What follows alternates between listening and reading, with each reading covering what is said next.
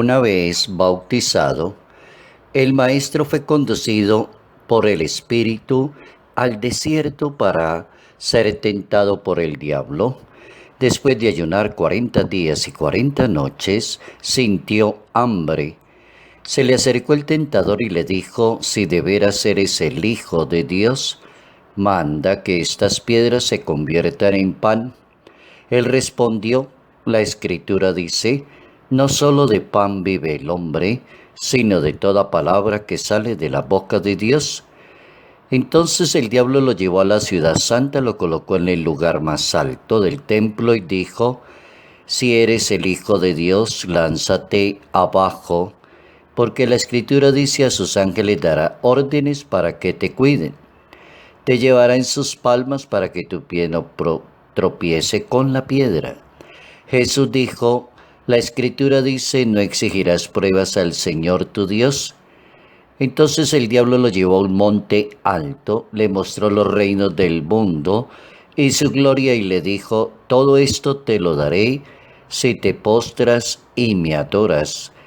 Entonces le dijo Jesús: lejos de aquí, Satanás. La Escritura dice: al Señor tu Dios adorarás y solo a Él lo servirás. Evangelio según San Mateo, capítulo 4, versos 1 al 11. Quien es sabio, quien cree verdaderamente en Dios, no juega con las tentaciones. Notas amables a la palabra de Dios. Domingo 1 de marzo, año 2020.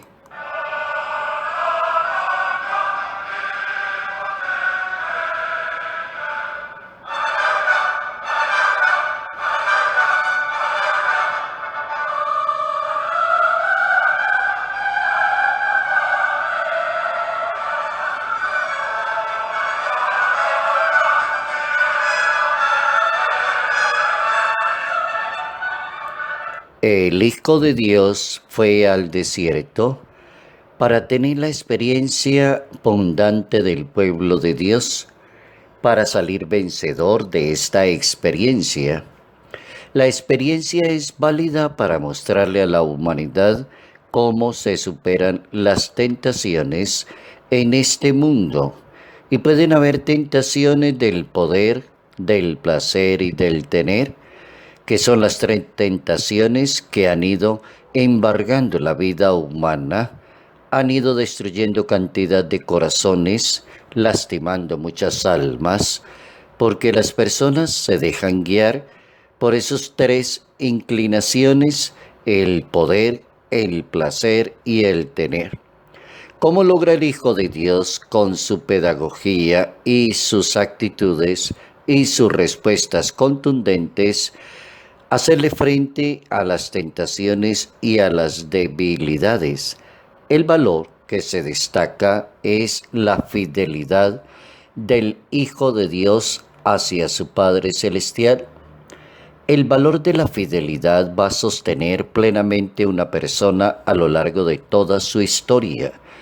Cuando la persona aprende a ser fiel a su palabra, fiel a sus sentimientos, fiel a Dios, fiel a lo que debe realizar, puede contrarrestar las tentaciones de este mundo.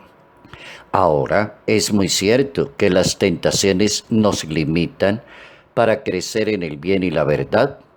Las tentaciones perturban el pensamiento de la persona. La gran tentación es querer ser como Dios, sentirse como un Dios, estar por encima de las demás personas.